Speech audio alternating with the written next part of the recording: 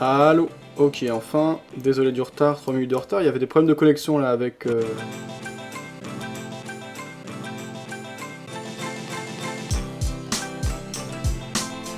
Avec Livestream. Ça semble ok, du coup on fera 5 minutes de plus, je suis vraiment désolé de ce retard. L'idée c'est d'être ponctuel. On va enchaîner, je vais vous demander si c'est ok au niveau du son et de l'image. On va commencer cette émission sur performance, comme chaque soir, de 18h à 19h sur videobourse.fr. N'hésitez pas à participer via le chat écrit en bleu en dessous du canal de diffusion de l'émission, sur le Mumble.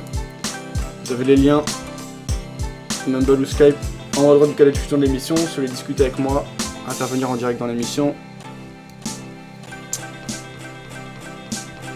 Le but étant de surperformer le CAC 40, chose qu'on a réussi à faire jusqu'à maintenant, après un peu plus d'une semaine d'émission. C'est encore trop tôt pour tirer des conclusions, mais on commence sur le bon pas, tant mieux. Alors j'ai pas de réaction sur le chat écrit, ok, son et image, s'il vous plaît, si vous pouvez me répondre. Pour qu'on enchaîne, je suis vendeur sur le CAC 40, on se rappelle vendredi qu'il y avait une prise de position à la vente sur le CAC qui s'était faite. J'ai retiré un tiers de ma position puisqu'on allait chercher une première partie, enfin un tiers de stop. Merci Phil d'avoir compris que c'était ok au niveau du son et de l'image. Voilà, donc concrètement, qu'est-ce qui s'est passé depuis vendredi dernier? Eh bien, j'ai pris une perte de 19,80 €. Donc rien d'anormal à ça. Précédemment, on avait fait un premier gain de 505 € sur l'or. On avait vraiment bien commencé. Et là, on voit, vous vous rappelez, la semaine dernière, j'avais établi un scénario baissier sur le CAC 40. Donc l'idée principale était de vendre... Voilà, pardon. L'idée principale était de vendre, ici on était bien remonté la semaine dernière, de revendre sur une zone de résistance oblique baissière et d'essayer de suivre l'impulsion baissière qu'on a eue sur le CAC 40, au moins pour jouer un retour vers les précédents plus bas, vers les 3006, puisqu'on était dans un élan clairement baissier, que ma conviction personnelle, psychologique, mais également fondamentale, était plutôt baissière sur le CAC. En tout cas, difficilement, je pense qu'on pourrait difficilement repartir à la hausse aussi fortement qu'on l'avait eu précédemment. Et donc pour ce faire, eh bien, j'avais attendu qu'on ait un petit retour des vendeurs. Donc ici, on était revenu tester assez précisément la résistance oblique baissière tracée en bleu sur mon graphe. Les vendeurs étaient revenus, donc vous voyez ici au niveau de la flèche rouge, j'en ai profité pour déclencher une position à la vente. Alors derrière, j'avais placé comme objectif les 3006, mais sans objectif précis, puisque si on arrive vraiment fort, je laisse courir pour profiter de l'impulsion. En revanche, si ça se passe mal, on prend les pertes de manière très précise, en 3 fois, donc 3 fois un tiers de la position. Et donc j'avais placé voilà 3685 un premier point de sortie. Donc là on allait le chercher, c'était tout juste, hein, mais avec le spread on a touché malheureusement. Donc c'est ce qui a amené la perte de 19 €. Si on va chercher les 3885, on prendra de nouveau une perte. Et la dernière partie de la position serait sortie à 4060 points. Donc on en est encore très loin, la dynamique n'est pas remise en question. Ceci dit, on voit qu'on est repassé au-dessus de la résistance oblique baissière. Donc on va commenter tout ça plus en détail au fur et à mesure de l'émission. Donc avant d'enchaîner, eh bien déjà on va se concentrer sur les graphes. Donc je vais couper la caméra. Voilà, on va se concentrer sur les graphiques. Alors, donc videobourse.fr, l'émission surperformance, qu'est-ce que c'est? Alors l'idée de cette émission c'est de surperformer le marché comme son nom l'indique et de faire mieux que le CAC 40. Donc on va prendre pour cela en indice de référence l'évolution du CAC en imaginant qu'on a placé notre somme sur le CAC 40 et on va essayer de faire mieux que l'indice et on sait que finalement peu de fonds arrivent à le faire à long terme. Et ben c'est le défi qu'on va essayer de relever avec un travail quotidien calme, réfléchi et avec des approches assez simples finalement. Parfois on va pouvoir faire appel à des robots, des choses comme ça. Voilà. Donc demain, simplement une petite parenthèse, de 14h à 15h, ce sera un match que vous retrouverez sur videobourse.fr. L'émission sera également disponible en différé, mais de 14h à 15h il sera en direct pour une émission. Donc passer à l'action, je crois que c'est... Oui c'est ça. Passer à l'action. De 14h à 15h, ce sera une émission hebdomadaire. Donc chaque mardi, vous aurez 1 heure consacrée aux actions avec Match, donc Jérémy, qui est un membre assez ancien du site, qui est très intéressant, qui a de nombreuses années d'expérience sur les marchés, qui est assez calé sur le marché action. Donc voilà, vous retrouvez sur cette même chaîne, Vidéo Bourse. Voilà, donc c'est à peu près tout. Alors n'hésitez pas à participer, à partager vos points de vue, vos prises de position sur le chat écrit. Alors déjà... on va les comparer, voir ce que fait notre compte par rapport au CAC 40. Donc vous voyez en dessous du cas de diffusion de l'émission, vous avez les résultats en direct de notre compte diffusés et mis à jour toutes les 5 minutes. Vous avez une comparaison par rapport au CAC 40. Alors ce jour, on a un CAC qui a progressé. On a pris 0,76%. Alors si je vais sur videobourse.fr, pardon, pour vous montrer justement ce dont je parle.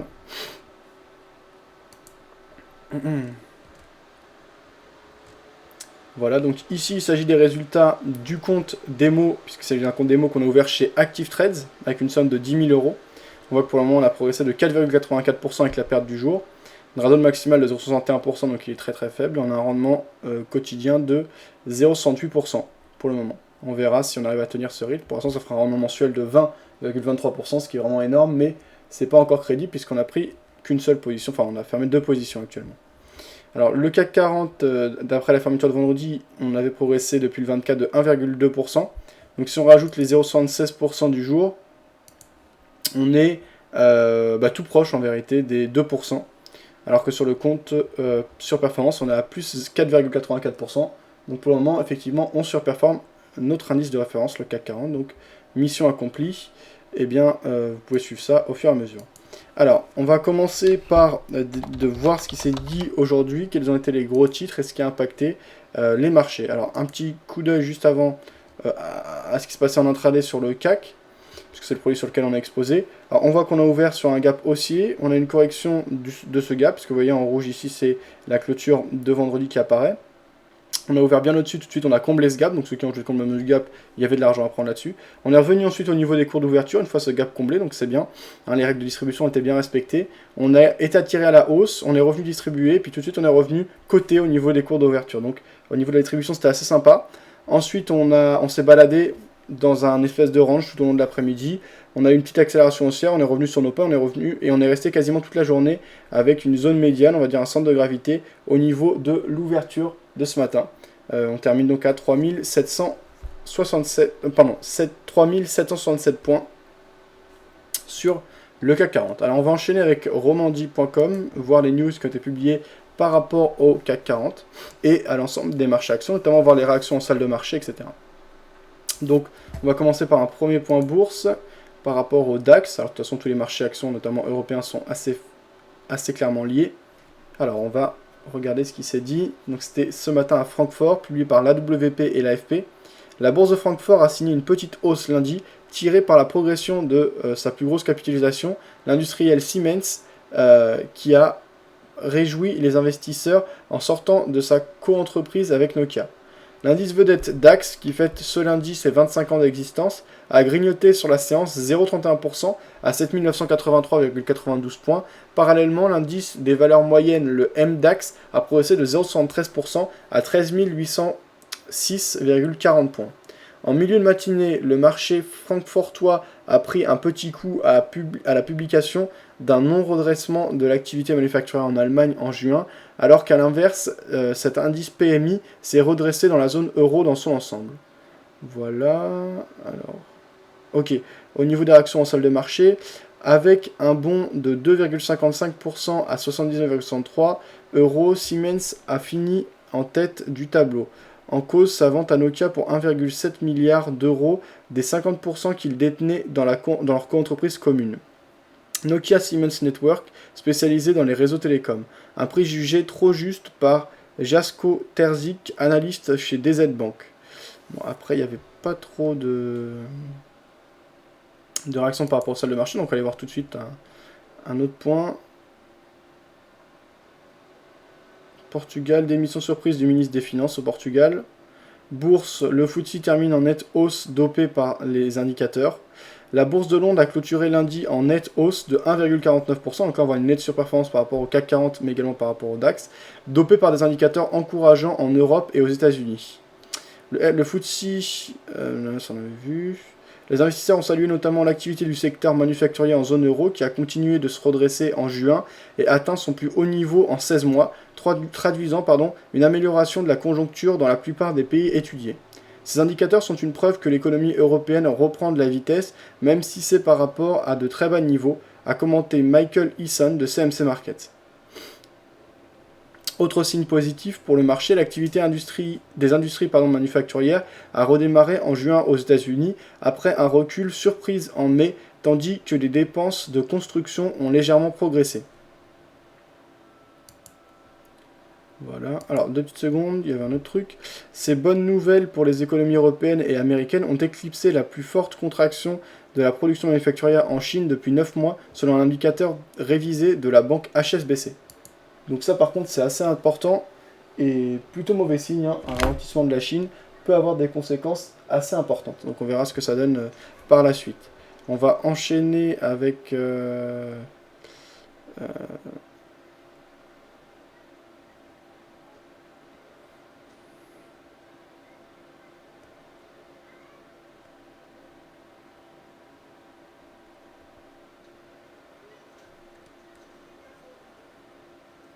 résumé du jour économique, on va aller lire ça. Un petit point avant ça sur le chat écrit. Bonjour Fabien, content de te retrouver des PGSP. Salut PGSP. N'hésite pas à participer et à partager tes prises de position si tu en as. Vos graphiques, etc. Alors, résumé économique du lundi 1er juillet 2013. Les principales informations économiques de la journée résumées par l'ATS. Union des banques suisses. Banque populaire, on s'en fout. Voilà, c'est... Alors, zone euro. Le taux de chômage de la zone euro s'est établi à un nouveau niveau record en mai à 12,1% de la population active après la révision à la baisse des données du mois précédent. A indiqué lundi l'Office européen des statistiques Eurostat. Le taux de chômage du mois d'avril a en effet été révisé à 12% contre 12,2% comme il avait été initialement annoncé, a indiqué Eurostat dans un communiqué. Le reste, ça va moins nous intéresser, parce que c'est assez propre à l'économie suisse. Alors, USA, l'activité manufacturière redémarre en juin. Union européenne, soupçon d'entente sur dérivés. UBS et CS parmi 13 banques visées. Alors, ce que j'aurais voulu avoir, c'était aussi des nouvelles par rapport au marché américain et au marché français. Wall Street ouvre en hausse. Alors, on va aller voir ça.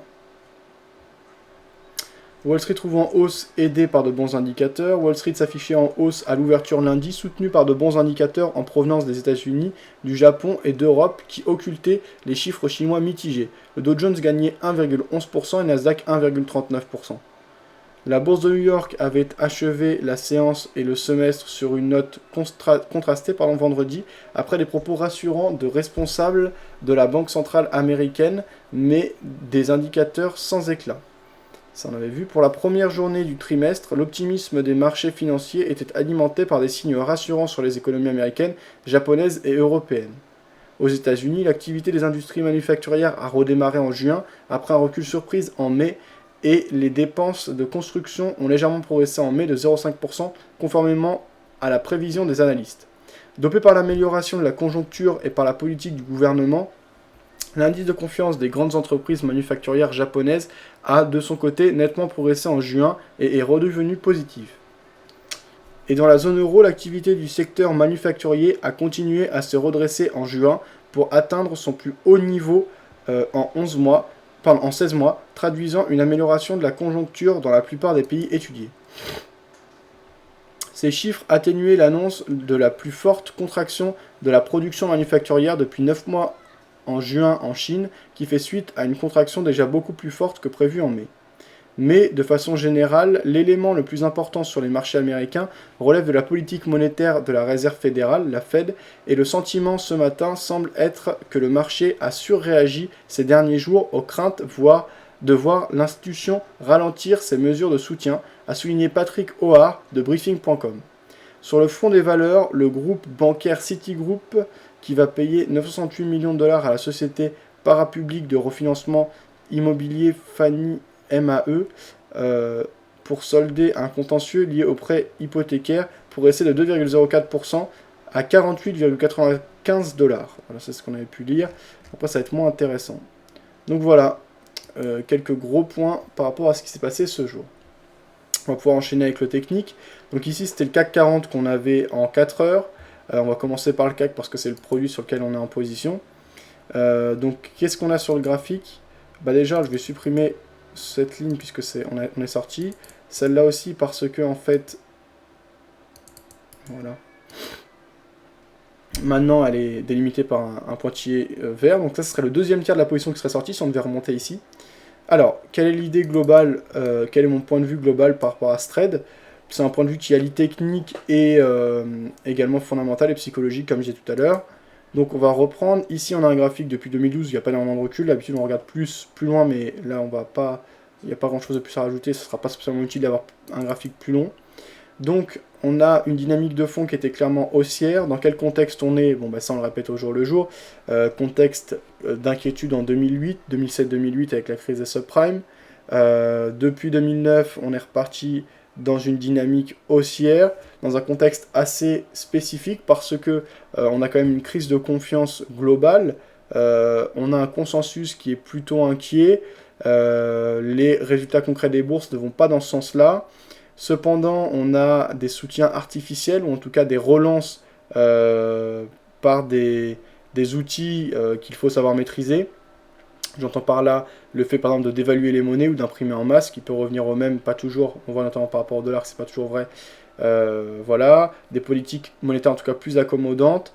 Donc ça, c'est des choses qui marchent un temps, qui servent à relancer une économie, à la soutenir avec plus de liquidité, mais qui doivent justement être temporaires, parce que sinon on peut partir sur des dérives assez inquiétantes. Donc on est dans un climat assez spécifique. En tout cas, les marchés ont été largement soutenus. Aux États-Unis, on est repassé sur des plus hauts historiques sur les indices principaux. On les verra tout à l'heure, le Dow Jones, le S&P et le Nasdaq. En Europe, ça n'a pas été le cas, mais sur un produit comme le DAX, on a très fortement retracé. Sur le CAC, pardon, beaucoup moins, puisque sur le CAC, on était à des plus hauts jusqu'à 8000 points, je crois. Hein, si je dis pas de bêtises, vous pouvez me reprendre si vous voulez, avant la crise des subprimes. Peut-être 7000 points. Là, on a eu des plus hauts récemment à 4000 points, mais on est encore loin de revenir sur les précédents plus hauts, d'avant la crise des subprimes. Donc dans ce contexte, bien, on observe ici une belle accélération haussière depuis plus d'un an maintenant, donc depuis 2012, même avant ça. Là, en l'occurrence, depuis juin 2012, donc on a un recul d'à peu près un an, eh bien on est passé d'un plus bas de 2886 à un plus haut à 4056. Donc ça fait quand même une hausse très significative, qui doit être de l'ordre de 70% de progression du CAC, 60-70%. Donc comment s'est faite cette hausse? Techniquement, de manière assez saine. Effectivement, on n'a pas de grosse accélération haussière d'un seul coup, etc. Un peu comme ce qu'on a pu avoir au Japon par rapport à la dévaluation franche. Et bien là, c'est une progression qui est plus construite, avec des hausses régulières, des phases de correction.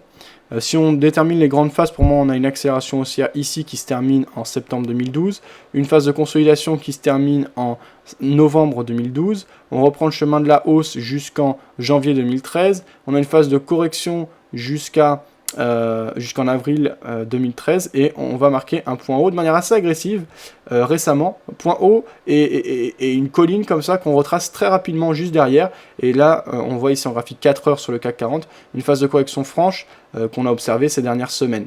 Alors depuis on a eu un retour des acheteurs, mais on reste dans un élan baissier. Alors si on fait les comptes des vagues d'Elliott, je suis pas fan mais tout de même, pour moi on a 1, 2, 3, 4 et 5. Et théoriquement, une tendance est composée de 5 phases. Donc là, on pourrait considérer qu'on a marqué et qu'on a terminé la tendance. Ça, c'est purement technique. Fondamentalement, on commence à avoir justement des bruits circulant concernant un ralentissement. Pour l'instant, on ne parle que de ralentissement à venir, même si ce n'est pas tout de suite, du QE. Donc ça, c'est un climat qui peut amener plutôt à la correction après un certain excès. Ce qui ne va pas forcément sur le CAC 40, mais qui est vrai sur d'autres places, on le verra tout à l'heure. Donc c'est dans ce contexte qu'on évolue. Économiquement, on a beaucoup de mal, on vient d'entendre des chiffres, notamment par rapport au chômage en Europe. On a également une certaine crise de confiance, on va dire, pas mal d'incertitudes.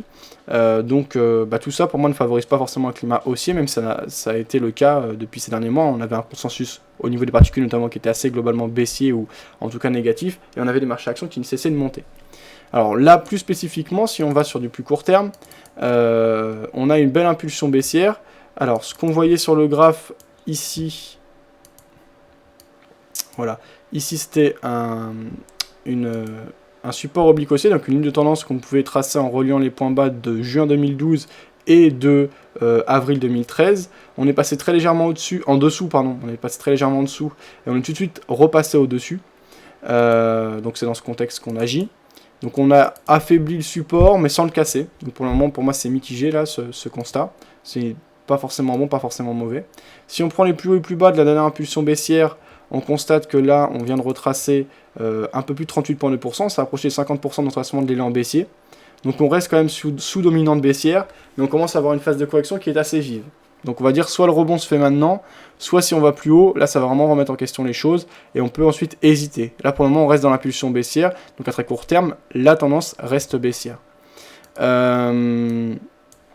Dernier constat, techniquement, on a un seuil très important à 3600 points, qui a fait office de zone de support de manière très régulière et à de nombreuses reprises depuis le mois de décembre 2012.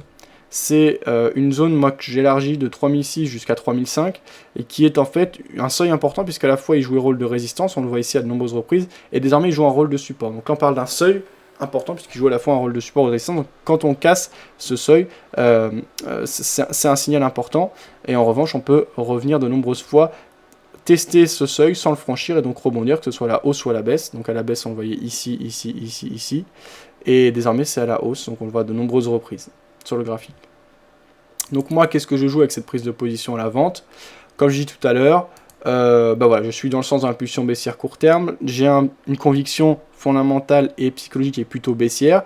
J'ai attendu, j'ai été patient, j'ai eu un signal technique intéressant. Effectivement, on a une phase de correction de 38,2% et des vendeurs qui ont commencé à revenir. Là, le scénario n'est pas idéal puisqu'on est revenu à l'achat, mais ça c'est la vie, c'est le trading, hein, on peut jamais être sûr de quoi que ce soit, on ne fait que tenter de mettre les probabilités dans notre sens. J'ai sorti un premier tiers de ma position, donc j'ai absolument respecté le money management. Je sais que ça continue, si on casse les 61,8, je sortirai un deuxième tiers de ma position. Et en revanche, si le mouvement reprend et qu'on va vers les 3006, je prendrai un bénéfice. Voilà, donc le contexte dans lequel on est, le scénario que je joue sur le CAC 40. Sur ce, on va aller voir d'autres produits. J'espère que c'est clair pour tout le monde, et si vous avez des questions, n'hésitez pas à réagir. Alors l'or, eh bien l'or nous a fait gagner beaucoup d'argent la semaine dernière. Là, je vois beaucoup de choses tracées que je ne comprends plus, donc je vais en supprimer certaines. Là je vois par exemple 1002. Bon, on va laisser dans un premier temps, on va voir à quoi ça correspondait et faire quelques constats. Alors déjà l'or, on voit qu'on avait pris position à la vente ici sur la flèche rouge, sur une phase d'impulsion importante, et bien on était rentré, on avait pris le wagon en marche. On a su être patient et attendre que ce wagon démarre, ça n'a pas été le cas tout de suite, mais on n'a jamais été en difficulté par rapport à ce trade quasiment.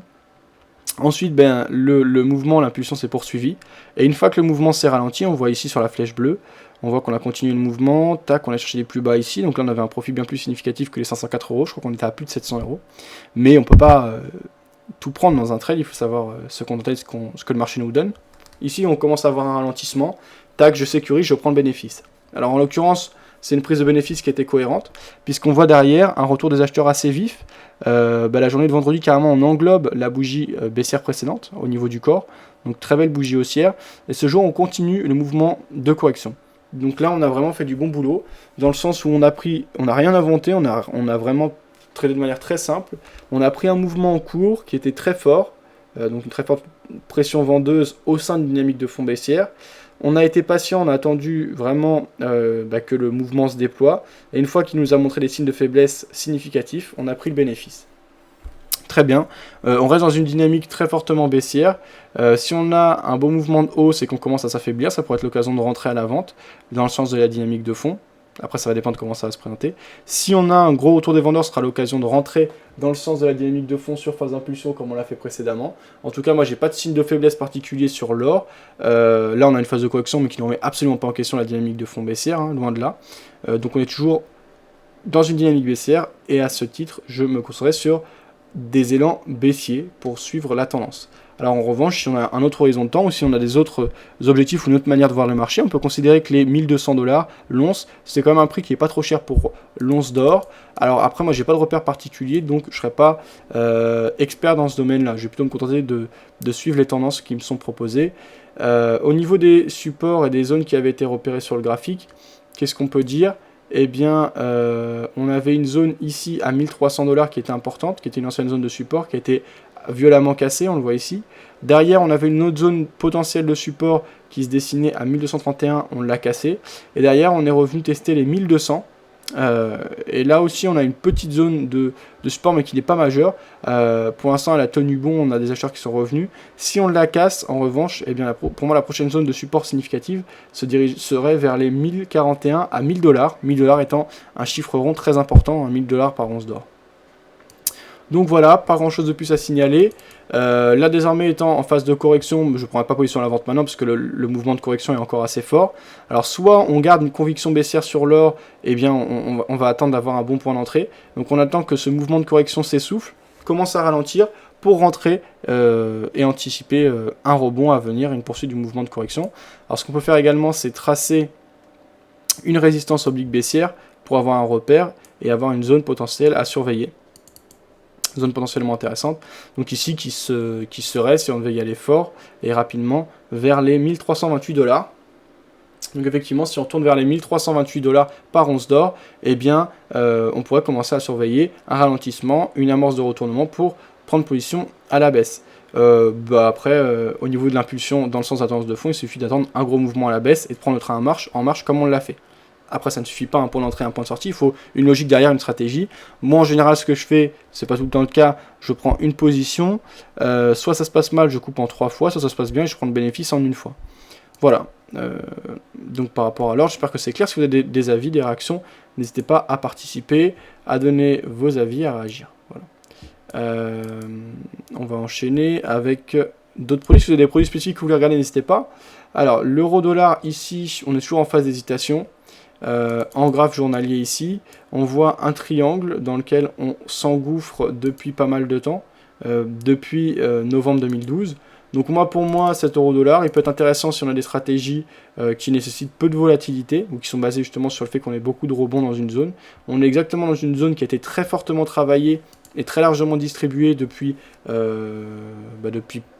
pas un an, mais depuis pas mal de temps, ça doit être depuis 8 mois à peu près. Effectivement, on est exactement dans la zone médiane. On n'a vraiment pas de direction précise. Là, on a une impulsion baissière.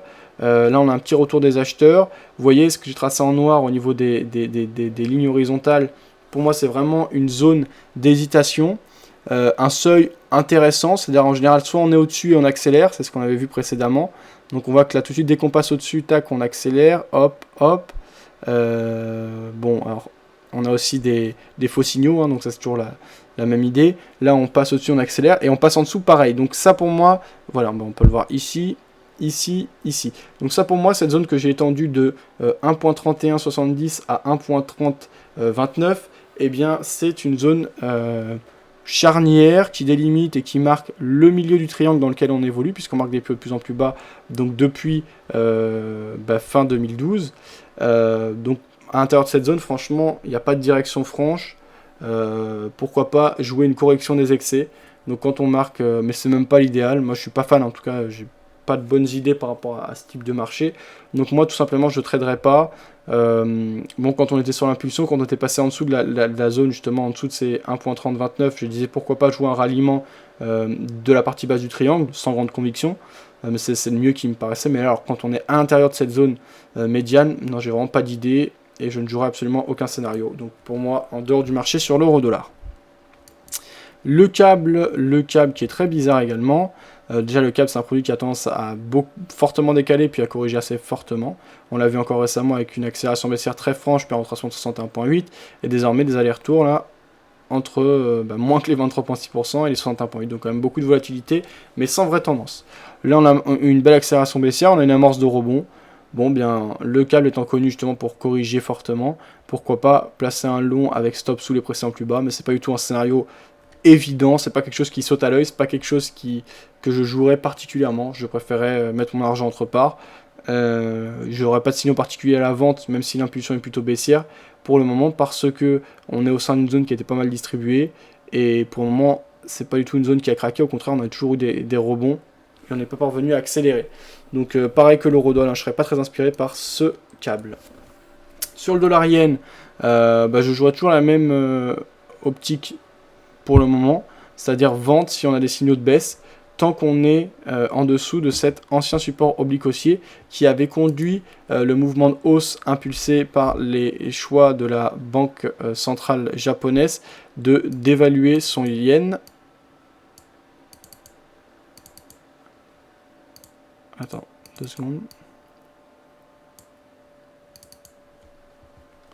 Donc voilà.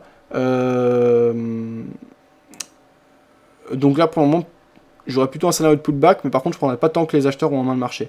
J'attendrai effectivement soit une amorce, soit carrément une reprise en main du marché par les vendeurs pour prendre position à bon compte et jouer une phase de correction. Pourquoi pas un retour vers les précédents plus bas qu'on avait marqué précédemment. Je repasserai sur un biais haussier si on casse les précédents plus hauts qui étaient à 103,70, ce qui peut arriver assez vite puisque sur le dollar yen, quand on s'énerve hein, ces derniers temps, c'est pas pour rien. Donc voilà, donc si j'ai pas de... Bah, après, il y a une zone neutre, ce sera si on repasse au-dessus de l'ancien support oblique haussier et qu'on n'est pas encore au-dessus des précédents plus hauts qui ont été marqués en mai 2013. À ce moment-là, dans cette zone-là, vous voyez, entre les précédents plus hauts et ce support oblique haussier, je ne prendrai pas de position, j'attendrai qu'on ait des signaux plus clairs. Donc pour l'instant, j'ai un biais baissier, mais je ne serai pas en position maintenant. Voilà, sur le dollar yen. Qu'est-ce qu'on peut regarder d'autre ? Alors le VIX, le VIX est complètement redescendu, donc on a une baisse de la volatilité, on est revenu vers les 17, donc 17 qui était un niveau pour le VIX, VIX qui est l'indicateur de volatilité de l'indice S&P, qu'on considère également comme l'indice de la peur. En général, quand les investisseurs ont peur, les marchés américains ont tendance à corriger, le S&P a tendance à corriger, et on a une volatilité qui augmente. On voit que ça a été le cas, et comme disait tout à l'heure, sur les news qu'on lisait sur Romandie, eh bien, les news disaient que désormais les peurs et les inquiétudes par rapport à ce ralentissement annoncé du QE par les responsables de la Banque fédérale américaine commencent à se calmer. On a eu juste une petite phase de correction des marchés, une petite accalmie qui faisait suite à une très grosse phase de correction, et on n'a pas de crainte particulière. Ça se retranscrit, ça se retrouve sur la volatilité ici, sur laquelle on revient à des niveaux tout à fait habituels et acceptables, alors qu'on avait augmenté assez fortement ces derniers temps. Voilà, pas grand chose de plus à signaler sur le VIX, donc là j'aurai pas d'indication particulière. Alors, qu'est-ce qu'on peut avoir d'autre comme produit intéressant ? On va aller voir un peu les marchés américains, ce qu'ils nous proposent. Alors, les marchés US.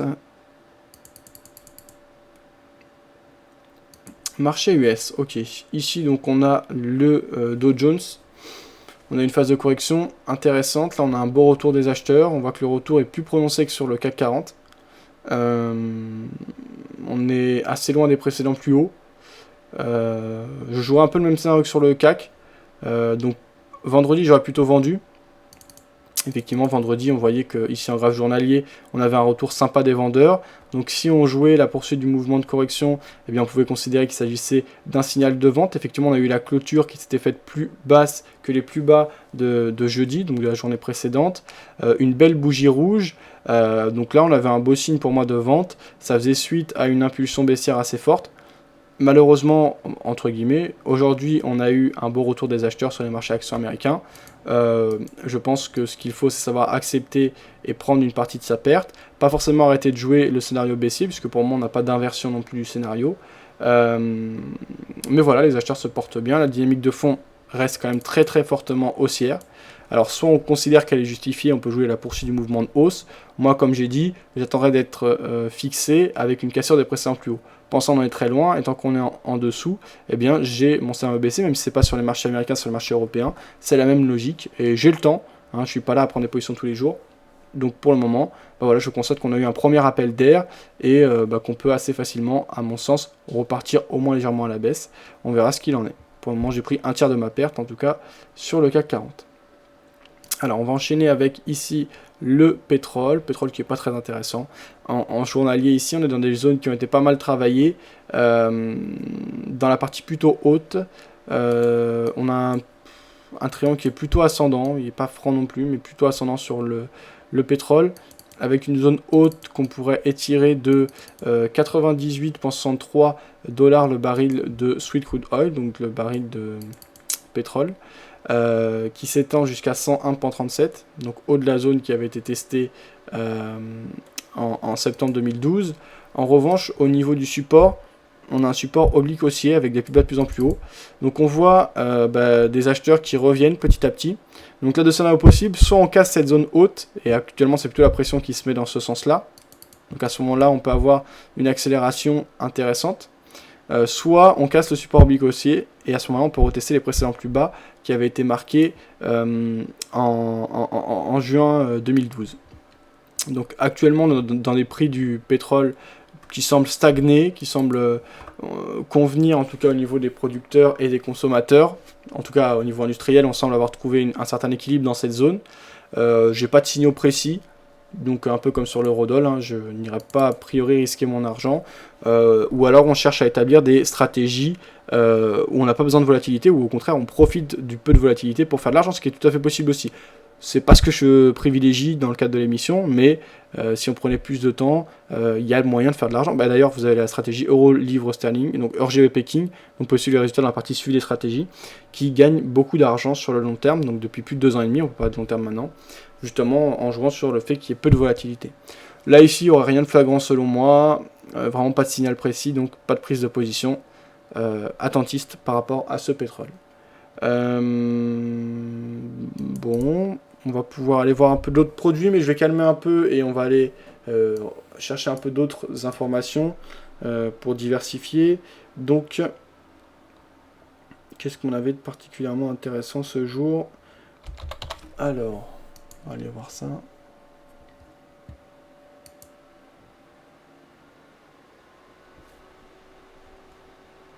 Oui, on avait bien sûr la surveillance. Donc ça peut amener une crise diplomatique assez importante quand même. Donc en tout cas, c'est plutôt facteur et vecteur de crispation que de relance et de confiance dans l'industrie. Et c'est plutôt un signal négatif que positif, pour faire simple, par rapport à l'économie. Que ce scandale des espionnages, oui, de la part des États-Unis. Voilà, crise politique sérieuse entre l'Union européenne et les États-Unis. Donc ça c'était ok. New York Financial Press, semaine décisive pour les devises. L'euro prenait un peu le large lundi midi sur le dollar à l'aube d'une semaine riche en statistiques. Point d'orgue, vendredi, la publication des nouveaux chiffres sur l'emploi américain, je crois. Donc a priori, semaine très chargée. Baisse des immatriculations françaises, ok. Donc là, on avait vu. Secteur manufacturier US en forme, ça on avait vu. Ok, donc le reste, c'était ok. Alors, je vais vous partager quelques liens intéressants, avec notamment la vision et le point mensuel de la part du directeur de CMC Markets France, qui est, comment ça s'appelle, Fabrice Coustet, que l'on retrouve régulièrement sur Vidéo Bourse, dans des interviews, etc. Donc ça, je vais vous partager si j'arrive à remettre la main dessus. Ce sera à voir. Alors, 2 petites secondes s'il vous plaît, voilà.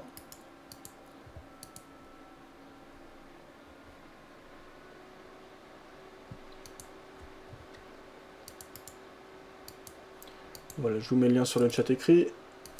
Alors, si vous avez des réactions, hein, c'est quand même l'idéal. L'idée, normalement, c'est de partager, de participer, d'échanger. En général, ça va se faire, mais au fur et à mesure, ça se fait rarement dès le début du lancement d'une émission. D'autant que là, j'ai pas fait beaucoup de bruit autour de cette nouvelle émission. J'attends que le concept soit un peu lancé, donc ce sera plus vivant, mais n'hésitez pas à partager vos graphiques. 18h42, j'ai ma décision, j'ai ma prise de position, donc du coup là on va pouvoir regarder des choses un peu annexes. On a fait le point quand même sur l'ensemble des produits majeurs. On va regarder des produits un peu moins consultés, avec le dollar australien face au dollar américain qui a pas mal bougé aujourd'hui. Alors là, c'est un graphique qui est assez chargé. Moi, ça m'énerve un peu déjà de le voir comme ça, le graphique. Donc là, on avait eu effectivement cassure d'un triangle dans lequel on était depuis longtemps. On est sur un graphique journalier ici sur AUD-USD. Accélération assez franche. Cassure également d'un support et d'une zone de support horizontale. Là, on a une petite réaction des acheteurs. Enfin, petite, il y a un beau mouvement haussier ce jour. Par contre, l'élan de fond reste très fortement baissier. Donc moi, dans ce contexte de marché, alors là, on peut avoir un retest, par exemple, l'ancienne zone de support, tracé en noir ici. Je vais simplifier le graphique, pardon, mais ça m'énerve d'étudier un graphique qui est comme ça surchargé. Donc moi, dans ce contexte de marché, je ne me prends pas la tête, je trace mes Fibo à titre de repère. Je vois qu'on est encore loin des 23,6%. La dynamique de fond baissière n'est absolument pas remise en question. On a vu tout à l'heure qu'on a cassé plusieurs supports, que ce soit obliques ou horizontaux, d'importance. On voit qu'on a une belle conviction baissière. Alors pourquoi pas essayer d'aller chercher plus loin fondamentalement par rapport au dollar australien. Alors pourquoi le dollar australien aurait pu baisser fortement ces derniers temps? Je sais que la Banque centrale d'Australie a tendance à baisser les taux d'intérêt, qu'elle avait largement augmenté par rapport à la crise des subprimes pour garder les capitaux et attirer les capitaux justement pour consolider sa devise. Ensuite, c'était une devise qui avait bien tenu également parce que eh bien, les Australiens fournissent pas mal de matières premières à la Chine. Ce jour-là, on a une belle phase de correction. Alors, est-ce qu'il y a quelque chose de fondamental derrière? Je ne sais pas. En tout cas, techniquement, on n'a pas d'inversion. Alors, je ne prendrai pas position à la vente maintenant. Comme toujours, je ne prends pas position contre les impulsions en cours. Et là, on voit que l'impulsion du jour est clairement haussière. Ce qu'on peut faire, c'est attendre que ce mouvement de hausse s'essouffle pour prendre position à la vente si on a une amorce de retournement ou un retournement fort. Donc voilà, là on n'invente rien, mais c'est aussi une très belle tendance, un peu comme sur l'or. Ça, c'est des marchés qui me plaisent tout à fait à jouer. Ça bouge beaucoup, du coup les commissions représentent vraiment une part très faible des variations. Il y a des choses intéressantes à faire. Voilà, alors après, la différence, c'est que les marchés actions et l'économie globale, je suis assez calé. Or, le dollar australien, j'ai peu d'informations. Donc, à signal égal, je privilégierais le produit sur lequel j'ai plus d'informations. Après, libre à moi d'aller chercher plus d'informations par rapport à ce dollar australien. Alors, si je jette un tout petit coup d'œil au calendrier Forex Factory, on va voir s'il y avait des news particulières par rapport à l'économie australienne ce jour. Cette nuit, on avait des prix des commodités qui étaient définis. C'est d'importance faible. Donc non, je vois pas de nouvelles majeures par rapport au dollar australien. Comme ça, hein, à première vue d'œil. Donc comme je dis, je manque d'informations. Alors l'euro livre sterling n'a pas tant bougé que ça, on va pas revenir plus que ça dessus. L'or, on avait vu. Ok, là on commence à avoir vu pas mal de choses. Dollar yen, le câble. L'or, ok. Et bien sur ce, j'ai pas grand chose d'autre à signaler. On va aller voir les publications intéressantes. Synthèse mensuelle des marchés actions. L'indice CAC 40 a reculé de 5,3% en juin. Ça, c'est sur le blog d'Enlil. Ça va pas être un article qui m'a intéressé des masses. Un trade sur le DAX, la fièvre du trading, le 1er juillet 2013. Un trade sur le DAX, un trade sur le CAC 40. Donc ça, il s'agit de Enlil, vous devez le connaître, hein, ce blog très connu. C'est un scalper. D'ailleurs, peut-être Benoît, bientôt, Benoît Rousseau, qu'on a pu retrouver notamment dans les sessions de trading live qui étaient organisées au Salon des marchés financiers à la Défense en mai, là, que vous pouvez retrouver dans la partie Salon et événements de videobourse.fr. On a tout filmé. Donc vous pouvez retrouver Benoît en train de trader en direct, en fait, de nous donner des retours sur son expérience et sur sa manière de trader. Très intéressant. C'était au Salon des marchés financiers. Et Benoît, peut-être que je retrouverai pour une interview prochainement. Donc un entretien assez long comme celui que j'ai fait avec Benoît Fernandez-Rio, que vous avez pu retrouver sur Videobourse. Vous pouvez retrouver dans les vidéos à la une, en haut à gauche également, ou sur notre chaîne YouTube directement. Donc ça sera assez intéressant. C'est quelqu'un qui a un parcours assez atypique, qui s'est accroché, un trader particulier qui a un parcours assez atypique, qui s'est accroché, qui serait désormais avec vraiment des grosses sommes, et qui a un certain succès, qui publie tous les jours ses résultats. Donc, eh bien, on va lire ce qui se passe et ce qui se dit. Alors, sur cette journée de trading pour lui du 1er juillet. Toute petite matinée de scalping aujourd'hui pour des raisons de santé. J'ai voulu faire le malin toute la semaine dernière en ne mettant pas ma veste alors que ma mère m'a toujours dit de sortir couvert. Le bilan, je suis malade comme un chien, une angine, une presque bronchite, un énorme rhume, de la fièvre, des Doliprane en continu. Bref, je n'ai pas suivi ma règle de trading numéro 0, toujours écouter ma mère. Dans une logique purement... Hein, je suis donc puni, ok. Plus sérieusement, j'ai fait que 2 scalps ce matin. Par précaution, il n'est pas recommandé de trader avec de la fièvre. Je n'en fais pas plus aujourd'hui. L'objectif journalier minimum en euros a été dépassé. J'ai repris le trading sur le CAC 40 car les 3750 points sont vraiment une belle zone pour scalper et jouer les rebonds sur ce support. J'ai mis un stop à l'achat à 3750, exécuté à 3750. On en parlait ce week-end sur le forum. À demain, en meilleure santé je l'espère, portefeuille 100% liquide, les scalps du jour, donc voilà, on a les positions du jour qui sont indiquées. Donc le CAC 40 au comptant, une ouverture à 3750 points, une clôture à 3763,6 et une position sur le DAX avec une ouverture à 7985 points et une fermeture à 7986. Donc là c'est un trade beaucoup plus petit, donc des résultats assez intéressants par rapport à cette session de trading du jour.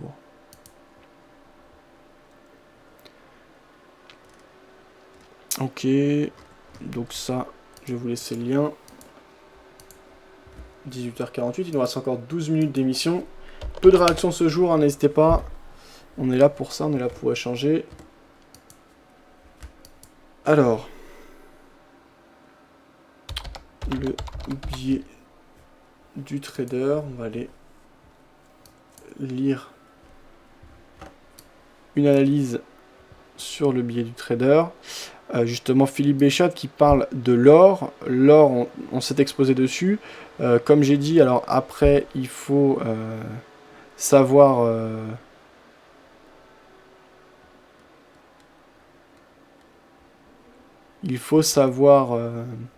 prendre des décisions et prendre des positions. Pardon, c'est pas ce que je voulais dire, j'étais déstabilisé parce que je disais quelque chose d'autre. Je disais, on a 1200$, la pression est clairement vendeuse. Maintenant, comme je disais, il y a un moment où il faut savoir où est son intérêt. Moi, mon intérêt, c'est pas d'essayer de comprendre concrètement qu'est-ce que vaut l'or. Pourquoi je n'essaye pas? Parce que c'est très compliqué, c'est trop gros, on voit que c'est très manipulé. Donc j'essaye plutôt de suivre les impulsions. Ceci dit, certaines personnes ont d'autres intérêts et d'autres convictions. Ici on va lire le point de vue de Philippe Béchade. Et c'est vrai que moi aussi 1200$ ça m'interpelle, je trouve ça quand même pas cher du tout pour une once d'or par rapport à ce qui était il y a quelques années. Maintenant il faut voir qu'avec un peu plus de recul c'était très cher parce qu'on partait quand même de 500$ à l'once d'or. Maintenant c'est pas le même contexte, c'est quand même un contexte où on a envie de se protéger et l'or propose une valeur refuge et reste une valeur refuge très importante, oui, mondialement connue et utilisée. Donc voilà, pourquoi pas établir des stratégies long terme à ce sujet, pourquoi pas, par exemple, pas tout allouer maintenant, ne prendre que un tiers de la position qu'on s'autoriserait à prendre normalement maintenant, un tiers à 1000$ et un dernier tiers à 800$. Ça, c'est être très patient, se contenter de profits moindres, mais en même temps, ça peut être l'occasion, pendant le temps qui reste, des deux tiers, d'établir une stratégie sur autre chose, avec le même type de logique, et donc finalement, de pouvoir disperser comme ça et ne pas mettre tous les œufs dans le même panier. Il y a beaucoup de choses auxquelles penser. En tout cas, voici le point de vue de Philippe Béchade sur l'or. Donc, nous paraphrasons un célèbre aphorisme boursier, un de ceux qui témoignent du courage psychologique et intellectuel des vrais pros qui visent à prévenir du danger de rattraper un couteau qui tombe. Sauf qu'en l'occurrence, l'attraction terrestre s'exerce avec encore plus d'intensité sur les pièces lingotins et autres lingots constitués de métaux précieux. Remarquez, vous pouvez tenter le coup avec des pièces d'or ou d'argent car elles prennent un malin plaisir à rebondir puis à rouler sous un meuble pour ressortir quelques mois ou années plus tard.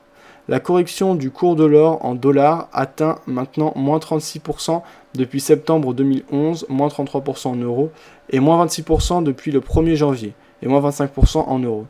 Il ne devrait pas falloir patienter longtemps pour arriver sur le ratio des 38,2% que connaissent bien les chartistes. À part Goldman Sachs, pour qui l'or semble mûr pour un rebond, après avoir pronostiqué au début avril sa chute sous les 1550$, la quasi-totalité des stratèges qui planchent sur le sujet, à commencer par l'économiste en chef de la Société Générale que j'ai croisé dans les couloirs de BFM Business, estiment que la débâcle n'est pas terminée. Certains refusent même d'envisager le moindre avenir pour le métal précieux, convaincus de l'impossibilité de voir l'inflation ressurgir dans un avenir prévisible. Pour eux, la seule raison d'acheter de l'or ou de l'argent, c'était de se couvrir contre la création massive de dollars et de yens ex nihilo. Or, la Fed a fait comprendre au marché que le QE3 pourrait cesser d'exister à la mi-2014. Se protéger contre l'inflation du dollar n'aurait donc plus de sens. Pas si sûr. Ils oublient de préciser, pour reprendre l'argumentaire de la Fed, que le coup de frein sur le QE3, donc le Quantitative Easing, le plan de relance aux États-Unis, le troisième du nom, dépend très étroitement de la croissance. Et où voit-il la croissance accélérée? Le PIB du premier trimestre 2013 vient d'être révisé à la baisse de plus 2,4% à plus 1,8%. Où voit-il le taux de chômage tendre vers l'objectif des 6,5% alors qu'il a progressé vers 7,6% au mois de mai? Le tout récent indice Empire State de la Fed de New York, publié le 17 juin, trahit une dégradation de l'emploi sur la côte est des États-Unis. De toute évidence, les conditions ne sont pas encore réunies pour que la Fed appuie sur le bouton stop. Étrange, non ? Nous y avions presque cru. La Fed, en revanche, est parvenue à provoquer la pire flambée des taux longs jamais vus depuis 10 ans dans les pays développés. Plus 100 points de base sur les T-bonds, plus 80 points en Espagne, plus 70 points en France, plus 60 points en Allemagne. Et là, ce qui nous épate littéralement, c'est que ce basculement majeur ne questionne même pas les stratèges concernant le coût de refinancement des États, qui s'émeut de voir l'Espagne en récession de moins 2%, devoir à nouveau se refinancer à 5%, et le Portugal à 6,65%, et qui a calculé le surcoût pour les États-Unis d'une hausse de 50% on tutoyait même les plus 60% de la prime exigée par les marchés pour absorber les nouveaux bons du Trésor. Et quel est le montant des pertes potentielles pour la Fed induit une chute de moins 4,5% en moyenne de la valeur des encours obligataires qu'elle détient. Pour les gérants global macro, les pertes subies ces 10 dernières semaines sur les marchés de taux les contraignaient à réduire la voilure sur l'ensemble de la classe d'actifs. En priorité, ils actionnent le levier de leur position à terme massive sur les matières premières et les métaux précieux, d'où le phénomène de liquidation-capitulation actuel. Ils réagissent sous la pression d'une tendance adverse et doivent éteindre d'urgence les incendies, mais sur le fond, aucun des grands problèmes de déficit, de déséquilibre économique transnationaux ont recours à la manipulation des devises ou de solvabilité des États n'est résolu. Nous faisons même le pari que si cela se remet à chauffer sur la dette des pays périphériques européens, la riposte de la BCE sera d'inonder le marché interbancaire de liquidités. Nous ne voyons aucune réduction du Quantitative Easing 3 s'enclencher aux États-Unis cet été, mais nous verrions bien Mario Draghi passer des paroles aux actes s'agissant des OMT. Partant du constat, c'est bien plus qu'une hypothèse, que de nouvelles crises se profilent en Grèce, en Espagne, en Chine, en Inde, au Brésil, nous pronostiquons un brusque retour d'une insécurité psychologique propice à la recherche de placements alternatifs refuges. C'est pourquoi nous accueillons avec sérénité le récent trou d'air supplémentaire sur l'or et l'argent la semaine dernière. L'or a marqué un plus bas à 1184 $ vendredi matin, niveau que les chartistes attendaient. Nous rappelons cependant que l'or ou l'argent ne sont pas de simples supports virtuels sans aucune connexion avec la réalité physique, contrairement aux subprimes, aux émissions high yield ou à des introductions en bourse d'entreprise qui ne sont que de purs concepts marketing. Quand les cours sont trop bas, les trusts miniers réduisent leur production et une véritable rareté s'instaure rapidement, ce qui créera très rapidement une pénurie de physique dans la mesure où Pékin encourage l'achat d'or par les épargnants et les banques locales, même si la Chine est devenue le premier producteur mondial, ce qu'elle extrait de son sol est loin d'assurer la couverture de la demande interne. Conclusion, autour d'un pivot de 1200 $ sur l'once d'or, à 2% près au-dessus comme en dessous, et de 18,50 $ sur l'argent, nous repassons résolument acheteurs de physique, pièces, lingotins, etc. pour la première fois depuis septembre 2011. Premier objectif 1440 $, puis 1525 $ par once et 20 $, puis 22,30 $ sur l'argent métal. Un changement majeur se prépare et c'est tout l'ordre mondial qui pourrait s'en trouver renversé. En cause, la décision d'un pays de passer à l'attaque sur l'ultime valeur refuge de la planète finance, l'or. Voilà un article très intéressant, très bien construit. Donc le billet du trader, c'est beaucoup de services payants, qui doivent être vraiment de qualité. Et pour donner envie de s'inscrire, il propose du gratuit. C'est ce que je viens de vous lire. Et le contenu gratuit est déjà d'une excellente qualité. Bien, je vous conseille de lire cela. Là, je vous ai mis le lien vers l'article, mais il y a d'autres articles très intéressants, à chaque fois des gens assez qualifiés. Donc, ça vaut le coup d'aller regarder de plus près ce qui se dit. IMO ou bourse, je vous conseille IMO et bourse avec de l'argent de poche, disait Phil, qui laissait un lien. Alors déjà, il est 18h57. Salut Pedro, ça va? Salut, ouais, ça va et toi? Ouais, tranquille. T'as tradé aujourd'hui? Ouais, j'ai fait un peu de CAC DAX et du pétrole. D'accord, t'as scalpé? Ouais, j'ai scalpé sur le CAC et DAX. Je voulais prendre une position long terme sur le pétrole, plus précisément le Brent. Et du coup, j'ai coupé en profit parce que ça s'est bien dégonflé là. J'ai joué la cassure sur le Brent en fait. D'accord, ok. Et donc, tu as pu prendre, en termes de pourcentage, ce jour, tu as pu prendre combien? Pourcentage, ça fait 40, 57. Ça fait 2,5 D'accord, donc ouais, une à très peu bonne près. journée. Ouais, ouais. Ok, bah excellent, bravo. Moi personnellement, je suis vendeur sur le CAC depuis vendredi. J'avais coupé ma position sur l'or, donc là j'ai pris un beau bénéfice vendredi avec 505 euros de profit. Et là, ce jour, j'avais donc vendu vendredi le CAC. Donc si ça se passait mal, je coupais en 3 fois un tiers. Donc j'ai le premier tiers qui a été touché avec une perte de 19,80 euros. Et donc là, Ok. finalement, le CAC, bon, on est assez mitigé aujourd'hui. Bon, je suis toujours en position à la vente. Comme je t'ai dit, là, on a déclenché mon premier tiers. Si je devais sortir sur le deuxième tiers, il faudrait qu'on aille chercher les 3885. Donc là, ça laisse quand même une grosse marge. Tant qu'on est en dessous de cette zone, bah, je Ouais. reste avec mes deux tiers à la vente et je vise un retour vers 3006, voire plus si le mouvement est franc, bah, je laisserai courir. Si je vois qu'on commence à tergiverser au niveau de ces 3006 qui ont fait office de zone de support à de nombreuses reprises ces derniers temps, je prendrai le bénéfice. Donc voilà l'idée et le scénario qui est joué ici. Ok. Pas le cas que là sur du moyen court terme là, je le vois bien rebondir. En fait, tout le monde s'attend qu'il descende, qu'il pète les 3600 cet été, mais bon, il peut bien tenir au-dessus. Enfin bon, on verra bien de toute façon. Ok. Ouais, moi, là, bah, je vais rester sur un biais baissier tant qu'on est en dessous des précédents plus hauts. Par contre, si on casse les précédents plus hauts, bah, je repartirai sur une dynamique haussière, pas forcément sur le CAC, ça peut être sur d'autres produits. En tout cas, moi, là, cette stratégie est établie quand même sur plutôt du moyen terme parce que ça m'étonnerait qu'on ait cherché très rapidement les précédents plus hauts. Quoique tout est possible par rapport au marché action. Voilà. Ouais. D'ailleurs, l'or, je surveille l'or aussi aujourd'hui. J'ai pas pris de position, mais il me semble intéressant à l'achat là. Ouais, pour une optique quoi, court terme ou plutôt moyen terme? Moyen terme. Effectivement, bah, là je viens de lire un article justement de Philippe Béchat sur le biais du trader, un article gratuit. Eh bien, oui, ce qu'il dit c'est assez intéressant, assez intelligent, ça reprend bien mon idée. Alors moi, c'est plus quelque chose que je ressens parce que j'ai pas de chiffres précis, lui il donne des chiffres plus précis. Je sais pas si tu as écouté, mais je peux peut-être le lien si tu veux. Et oui, ça peut valoir le coup sur du moyen terme de réfléchir à une stratégie. Bon, alors après, à chacun de gérer ses points d'entrée comme il le souhaite et ses points de sortie. Mais effectivement, c'est clair que c'est beaucoup moins cher que ce qu'on avait il y a quelques mois. Donc, pour ceux qui sont résolument acheteurs sur l'or, il peut commencer à y avoir des choses à faire, quoi. Moi, j'ai pas entendu les chiffres, mais je suis d'accord avec ce que tu dis. Ouais. Faut voir. Ouais. Je surveille la zone des 1200, 260 ou pas.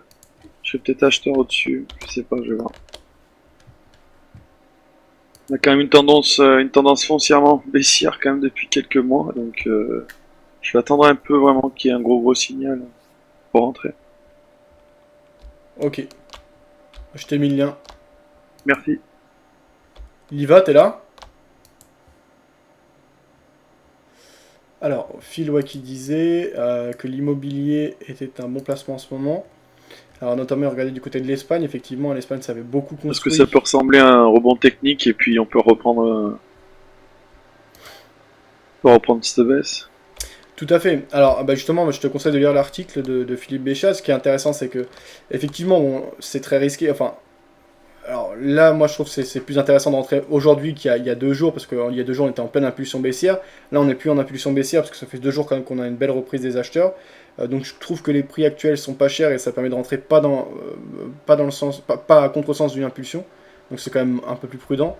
Mais c'est clair que ça reste contre-tendance. Ceci dit, voilà, l'or, c'est un produit réel qui a un gros impact sur l'économie mondiale.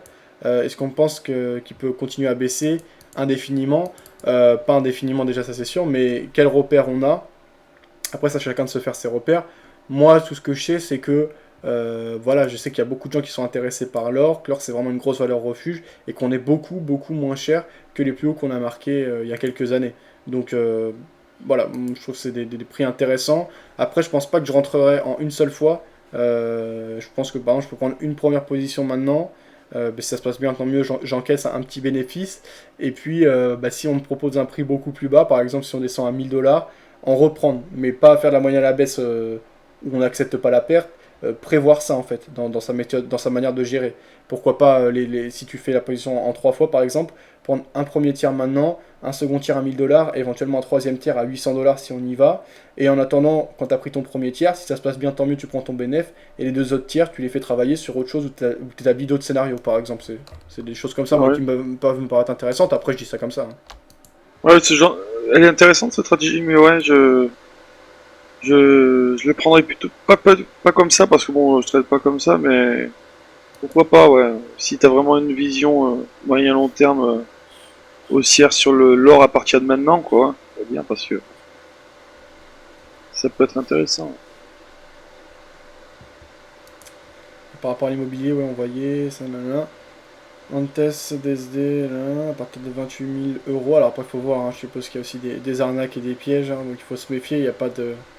On va rien t'offrir, mais effectivement, en Espagne, c'est possible qu'il y ait des choses intéressantes à faire. Alors si on a un contact sur place, c'est quand même dans l'Union Européenne, c'est un pays qui est assez agréable, assez proche du nôtre au niveau de pas mal de choses, notamment au niveau des institutions, la manière de gérer justement ce marché de l'immobilier. Bon, alors là, ça a complètement dévalué, mais voilà, enfin, je veux dire, on a quand même une proximité intéressante, ça c'est un plus, je pense, euh, donc pour les investisseurs. Donc effectivement, il peut y avoir des choses intéressantes à faire. Si tu as des offres précises, des choses, et une stratégie, une logique précise par rapport à ça, Phil, n'hésite pas à nous en dire plus. Voilà. Phil qui disait: je vois trop de particuliers se ruiner en bourse alors que l'IMO, il resterait toujours quelque chose, disait Phil. Effectivement, ça, tu as bien raison. Phil, bien sûr que l'immobilier, c'est un investissement où, quoi qu'il arrive, même si on perd de l'argent, il nous reste quelque chose de concret et qui ne peut pas perdre de la valeur. C'est un peu ce qu'on disait tout à l'heure par rapport à l'or. Là aussi, on a une valeur intrinsèque réelle qui est forte et on ne peut pas descendre indéfiniment. Donc, c'est une manière de limiter. C'est clair que ça va être un investissement très intelligent ces dernières années, hein, l'immobilier. Il y en a même qui ont fait de l'immobilier avec l'effet de levier. Bon, on rentre dans une autre logique, mais... Enfin bref. Fiki, j'ai vu, Fab, dans tes vidéos, que Benoît avait perdu 160 000 K à ses débuts. Ça m'étonne pas, alors après il a pas perdu 60 000 K en une fois, mais au fur et à mesure des années, il a dit qu'il était resté 10 ans à perdre de l'argent. Voilà, bon, désormais je sais qu'il traite quand même avec une grosse somme, j'ai entendu dire. Donc tant mieux pour lui, hein, c'est que ça doit bien marcher, on voit que ses résultats sont réguliers et intéressants. Voilà, bah parfait, tant mieux pour lui, mais effectivement, au départ, il disait qu'il avait perdu gros, en l'occurrence 160 000 euros, au fur et à mesure des années, je crois qu'il a parlé de 10 ans, même plus, 12 ans peut-être, je sais plus, de perdre. Donc ouais, effectivement, c'est un travail, ça prend pas du jour au lendemain. Ça doit être assez douloureux au départ, et il y a pas mal de remises en question. Mips qui nous a rejoint, salut Mips. Et il est 19h06, on avait commencé à 18h05, on a donc terminé cette session de trading. Donc avant de vous quitter, je fais un résumé sur ce qui s'est passé aujourd'hui. Eh bien, on a fermé un tiers de la position en perte sur le CAC 40 qu'on trouve ici en H4. On est un petit peu au-dessus de la résistance oblique baissière, un peu au-dessus des 38,2, mais toujours en dessous des 50% de retracement de l'élan baissier que l'on observe depuis plusieurs jours maintenant, voire plusieurs semaines, puisque il s'agit de plus haut qui avait été marqué le 28 mai dernier. Eh bien, pour moi, l'élan baissier reste dominant à très court terme. On est au sein d'une dynamique de fond haussière. Psychologiquement, fondamentalement, je pense plutôt qu'on va aller vers le bas. Maintenant, ça reste que de la spéculation et c'est un point de vue subjectif et personnel. Je le joue. J'ai accepté un tiers de ma perte. J'accepterai un nouveau tiers de ma perte si on casse 61 points % de retracement de la dynamique baissière en cours.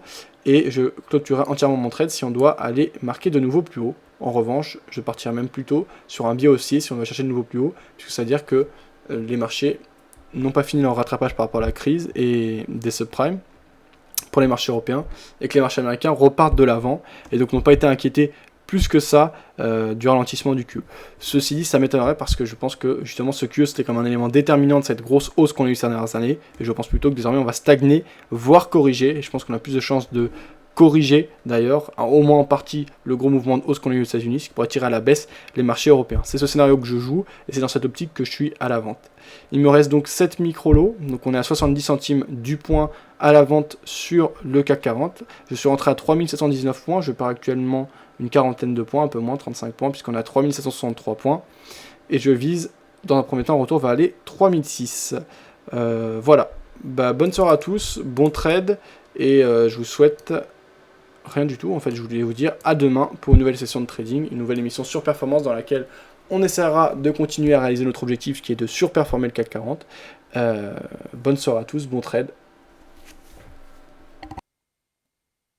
Ouais, juste dernière info, demain 14h-15h, n'oubliez pas que vous pouvez retrouver Madge en direct sur cette même chaîne pour son émission Passer à l'action, qui sera une émission hebdomadaire tous les mardis de 14h à 15h. Ciao.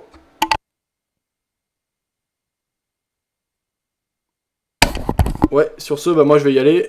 Bonne soirée à vous sur Mumble et demain je suis là.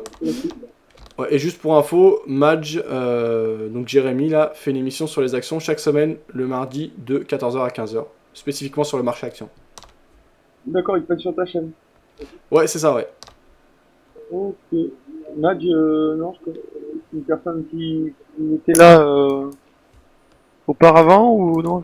Non. Ouais, carrément. Bah, en fait, Madge, lui, il était là, mais même au tout début de Vidéo Bourse, donc quand ça avait été créé en 2007-2008. Et bah, ça fait plusieurs années qu'il est sur les marchés.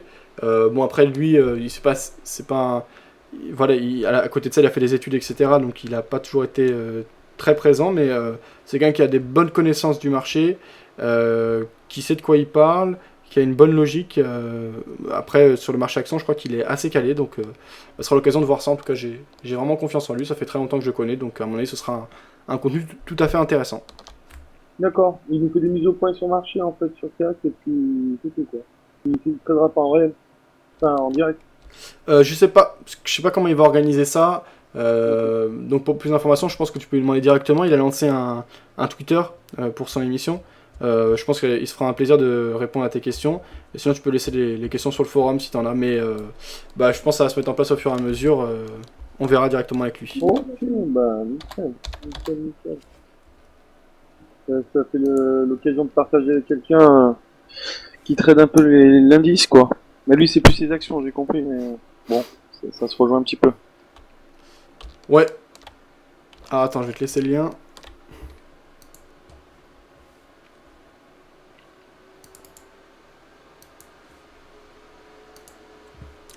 Voilà, donc son Twitter, je t'ai mis le lien. Je vous mets le lien également sur le chat écrit. On va regarder la présentation, l'image de présentation de son émission qu'on va apparaître ici. Passer à l'action le mardi de 14h à 15h. Twitter, passer à l'action, je vous ai mis le lien. Présenté par Madge. Donc voilà. Alors, quelques questions. Cool, génial. Il fait partie de la maison presque, disait Mips. Ouais, effectivement, ouais. Allez, ciao!